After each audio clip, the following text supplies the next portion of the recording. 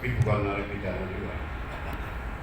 Jadi kami dari Aliansi Relawan Perguruan Tinggi Anti Penyalahgunaan Narkoba, maka ini kita butuh oleh karena kekhawatiran kita tentang tingkat prevalensi yang tinggi, yang kebanyakan itu adalah mahasiswa juga. Kita itu memiliki komunitas yang cukup besar, karena di Indonesia itu ada 4.000 lebih perguruan tinggi dengan jumlah mahasiswa yang mencapai 8 juta.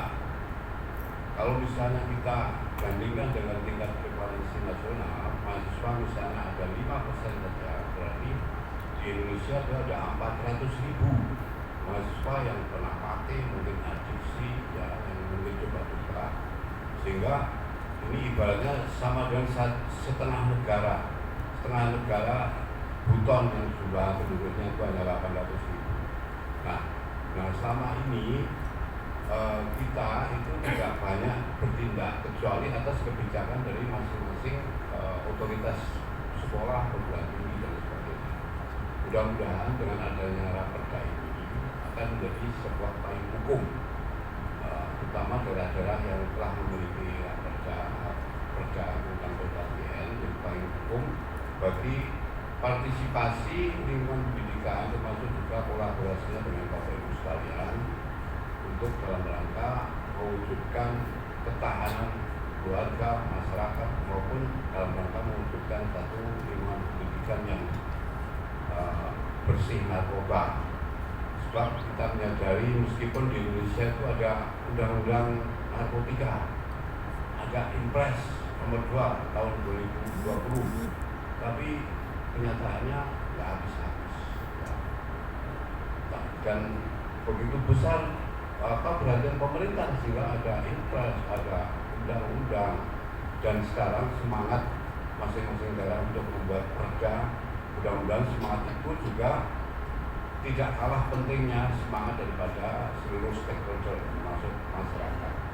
Sebab narkoba itu sepertinya sudah seperti tsunami sosial. Jadi suatu saat ini nanti manusia akan menjadi zombie kalau ini kita biarkan. Saya juga cemburu juga ini dengan pemerintah ini, ya, meskipun perhatiannya besar, tapi untuk pemberantasan narkoba ini anggarannya kecil. Begitu ya, Pak. Kita membandingkan saja dengan misalnya pemerintah mengeluarkan dana yang cukup besar untuk pandemi. Ya, pandemi kemarin biayanya ratusan triliun.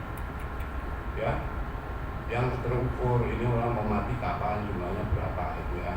Sementara narkoba ini masif dan intervalnya terus-menerus, tapi anggaran kecil.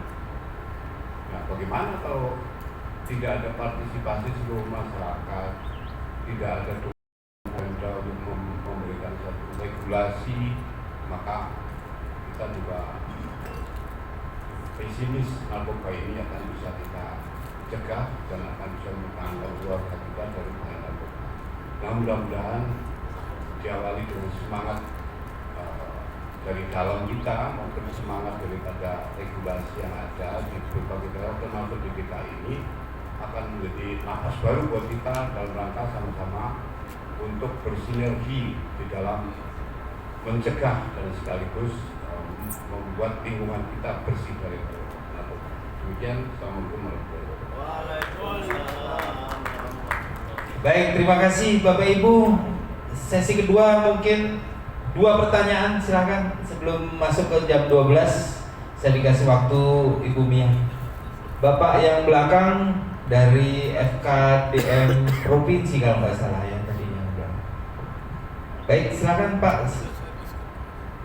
Ya, assalamualaikum warahmatullahi wabarakatuh. Waalaikumsalam. Terima kasih kepada moderator dan para narasumber yang begitu bagus memberikan nafinya. Cuman karena dirancang, ya, saya yang bahwa kebetulan saya ada di Kecamatan Johar Baru, Pak, mungkin 3 tertinggi narkoba di Jakarta, kota pusat. Dan kebetulan saya lahir di sana, besar di sana. Dari zaman narkotika pertama itu sudah ada di Johar. Narkotika sampai sekarang, itu sudah ada di sana. Jadi kalau menurut saya tadi betul seperti yang disampaikan Pak Puri bahwa memang tingkat RT kalau bisa tingkat keluarga. Karena hasil kajian saya di Johar Baru itu yang tidak terkena narkoba itu keluarga yang agamanya bagus, yang ekonominya bagus masih kena. Karena memang fondasi terbesar itu faktor agama saja. Hasil kajian saya bahwa setiap keluarga yang agamanya bagus itu gak akan kena. Itu satu. Yang kedua, aparat yang bekerja di lapangan maupun di itu sudah jelas Pak ya, bahwa memang cukup prihatin kita mendengarnya, baik di tingkat Polres, Polsek, hasil kajian maupun hasil yang kita tahu, hasil kemarin juga wawancara Irma Huta Barat ya, bagaimana narkoba sampai dirapatkan di Polres, Polsek. Sementara masyarakat baru tahu setelah adanya wawancara Irma Huta Barat. Jadi menurut saya isi rancangan ini perdanya betul-betul bersifat tegas dan memaksa supaya ada efek jerah dalam unsur penindakan. Jadi kalau tidak ada, saya rasa tidak bakal jalan. Siapa yang menjadi leader pengelolanya harus jelas juga supaya tidak ada saling menunggu. Masyarakat saya rasa sudah berperan aktif semuanya, baik di organisasi maupun di tingkat RT RW sudah berperan aktif. Tapi kalau di tingkat aparatnya masih seperti ini, saya rasa perda apapun dibuat tidak akan jalan. Jadi SDM dari tingkat Polsek maupun tingkat Polres yang mungkin sampai tingkat atas itu perlu dibenahi juga. Karena hasil survei kemarin juga kan hasil tes urin begitu besar, banyak kepolisian yang kena tingkat narkoba cukup tinggi di hasil daripada tes. Jadi menurut saya perdanya ini betul-betul perda yang dibuat cukup tegas dan memaksa. Kalau tidak ya akan seperti itu, walaupun metodenya bagus, sistemnya bagus, SDM di lapangannya gitu ya, begitu 86 lagi ya sudah nggak jelas lagi. Masyarakat dan tinggal karena takut. Maka kalau sudah ditangani polisian, di tindak polisian mereka nggak akan berbuat karena melaksanakan polisian, sementara masyarakat harus bisa info, melaporkan, setelah lihat bebas lagi.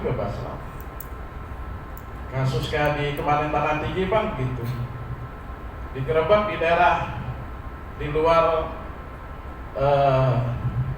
rumah susun sampai mati 86 di dalam rumah susun. Itu info yang valid. Pospolnya ternyata bandar narkoba. Jadi menurut saya SDM polisiannya dibenahi dengan baik. Kalau masyarakat sudah berperan aktif menurut saya semua. Jadi walaupun narasumber saya lihat bagus sekali ya, dari sistem, dari relawan, semua sudah cakep, udah bagus benar Bang. Tapi kalau saya menekan SDM dari aparat polisi penegak hukum aja. Terima kasih. Wassalamualaikum warahmatullahi wabarakatuh. Baik, waalaikumsalam warahmatullahi wabarakatuh. Tidak ada lagi. Oh, waktunya ya satu lagi ya Bapak Ibu, karena udah jam pukul 12 ya. Satu lagi saja yang belum barangkali ya, dari Jakarta Pusat sudah. Oh yang sini ya Ibu ini ya, boleh ya, dari perwakilan ibu-ibu ya. Mohon maaf ya Pak, dari Jakarta Pusat UKDM. Saya berdiri Bu. Assalamualaikum warahmatullahi wabarakatuh. Waalaikumsalam. Bapak Ibu sekalian, perkenalkan saya dengan Ibu Milistari dari Sekretaris FKDM Kota Jakarta Timur. Mungkin untuk sekalian memberikan kesimpulan kepada acara kita hari ini, saya berterima kasih atas kegiatan ini. Kita juga akhirnya dapat bersilaturahmi dari 5 wilayah. Saya mungkin mengacu kepada kajian yang tadi telah disampaikan oleh Bapak Joko Purnomo Eskom MMMSI, juga dengan Bapak Dr. Andes Ali Johandi SHM. Mungkin saya tarik sedikit kesimpulan. Kalau tadi mengenai perda, mengenai kegiatan sosial apa yang dilakukan oleh P4 P4GN itu mungkin tingkatnya udah tingkat yang bagian atas. Mungkin karena saya ibu dari 2 anak laki-laki yang saat ini sedang remaja, dan mungkin semua juga di usia sekarang semua juga mempunyai anak-anak yang sedang menginjak dewasa. Makanya saya mungkin mengambil dari sumber yang paling dasar dulu, yaitu dari kehidupan dan keluarga. Tadi seperti saya tertarik dengan dimensi permasalahan P4GN karena kami basicnya FKDM, ya lebih ke kewaspadaan dini masyarakat. Saya lebih mengacu kepada dasar dimensi permasalahan bagian sosial, di mana yaitu keluarga. Dan di sini baru melangkah ke lingkungan, kehidupan berbangsa, masa depan bangsa dan lain-lain. Tapi kita bicara dasarnya dulu. Untuk dimensi kesehatan, fisik, psikis itu pun semuanya bentukannya dari keluarga dulu. Awal pun semuanya dari ibu atau bapak yang ada di rumah. Mungkin kalau bapak-bapak sibuk bekerja atau berkegiatan di FKDM, selalu keluar rumah, mungkin ibulah yang akan menjadi ukuran yang paling utama yang untuk anak-anak yang akan menjadi masa depan di bangsa ini. Lalu menurut saya gaya yang kita ciptakan di rumah itu agar bagaimana caranya anak-anak mau cerita akan hal apapun. Mungkin anak-anak itu dibikin lebih bahagia bukan karena uang, tapi mungkin dengan saling bercerita, saling share. Lah ini zaman sekarang SW-nya dia aja dibisukan supaya orang tahu kegiatan dia. Betul apa betul Bapak Ibu sekalian? Iya. Kenapa kita nggak boleh gitu loh? Tahu cerita dia ngapain, dia kemana, terus teman-temannya siapa. Udahlah mama papa kepo aja, pengen tahu aja. Nah yang hal-hal seperti itu yang kita harus hindari.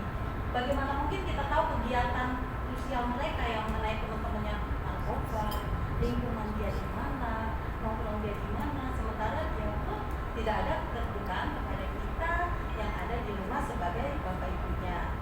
Lalu selain fenomena ini, mereka tuh melihat bahwasanya bapak ibunya sendiri, bapak udah pulang lama gara-gara berkegiatan FKDM mungkin, memonitor wilayah dan lain sebagainya, sampai ke rumah malah yang dilihat HP-nya berjam-jam. Betul apa betul? Iya. Mungkin dari situ menjadi dasar untuk kita saling mengingatkan orang tua bahwasanya betul HP itu mungkin yang namanya sosmed itu bagus, mungkin lebih dikurangi lagi untuk memberikan perhatian kepada anak-anak kita.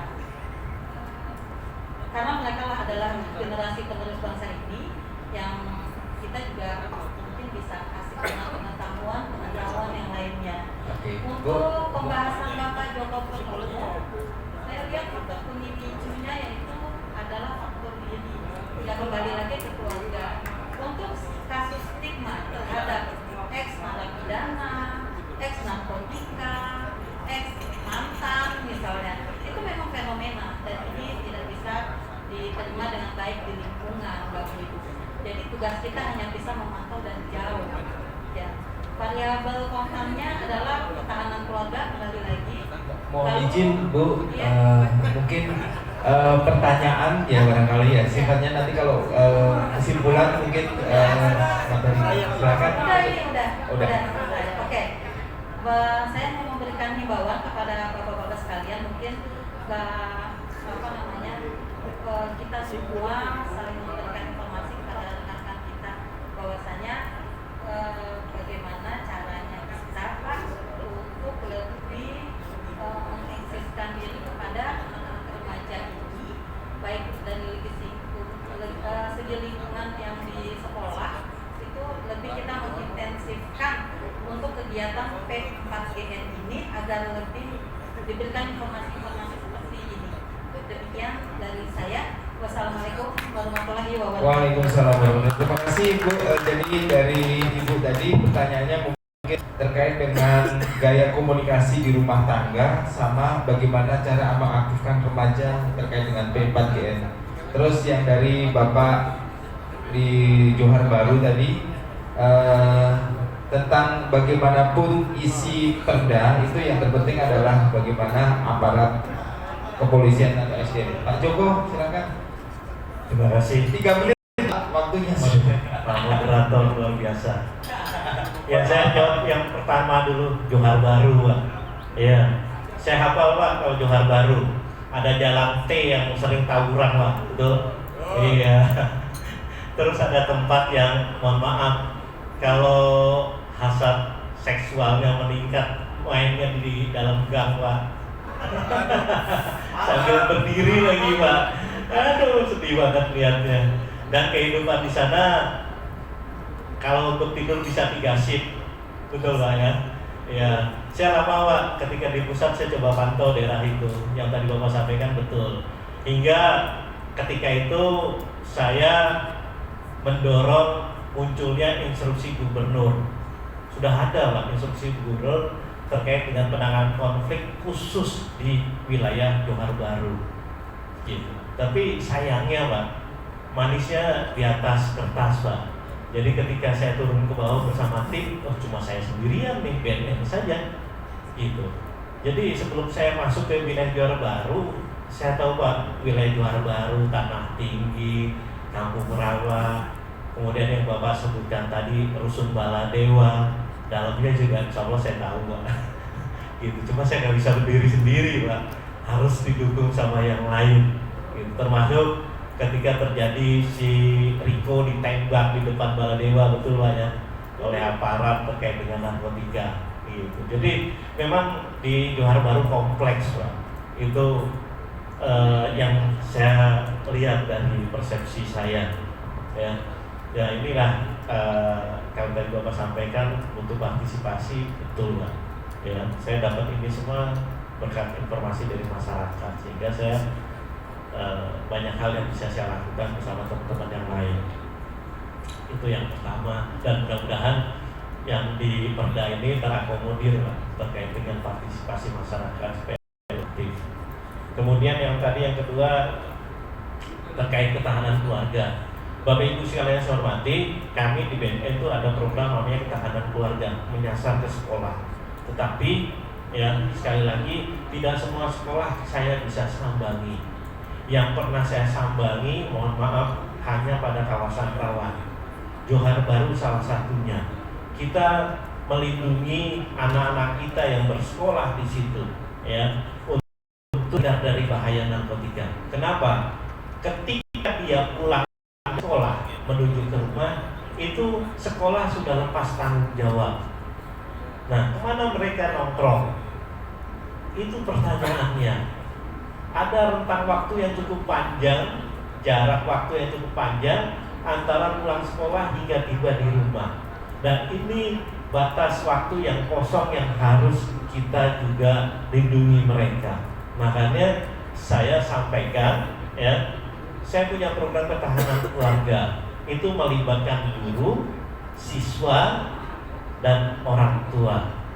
Itu biasanya unik. Kami siapkan psikolognya untuk jadi jembatan di situ. Gitu. Jadi itu yang sudah kami lakukan, termasuk Bapak Ibu yang tadi saya sampaikan, MPLS sekarang ini salah satu jalannya, gitu, untuk lebih masif ya kami melakukan. Jika teman-teman FKDM mau juga ikut partisipasi sosialisasi di sekolah putra-putrinya, kami silahkan. Bahannya bisa minta sama saya. Kalau ada kurang paham, tanya. Gitu. Ruangan saya terbuka Bapak Ibu, silahkan kita berdiskusi. Ya, itu saja barangkali. Terima kasih.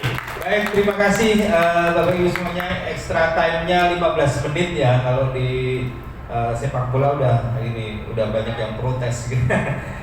Kesimpulan dari saya singkat saja, sebenarnya catatannya banyak sekali. Raperda sebagai instrumen dari Pemprov DKI Jakarta yang berbentuk standar, yang sifatnya fundamental untuk pencegahan, pemberantasan, penyalahgunaan, dan peredaran gelap narkotika khususnya di Pemprov DKI Jakarta. Baik, itu saja. Sekali lagi tepuk tangan buat kita semuanya Bapak Ibu. Tiba gilirannya untuk kita tutup sekaligus tadi pesanan dari Ibu Mia. bahwa acara ini angkatan keempat dari kegiatan peningkatan Raperda tentang pencegahan, pemberantasan, penyalahgunaan dan peredaran narkotika di angkatan keempat ini saya akhiri, dan mohon maaf jika ada kesalahan baik tutur kata maupun sikap kami yang kurang berkenan. Mohon maaf sekali lagi, saya akhiri. Sekian, assalamualaikum warahmatullahi wabarakatuh.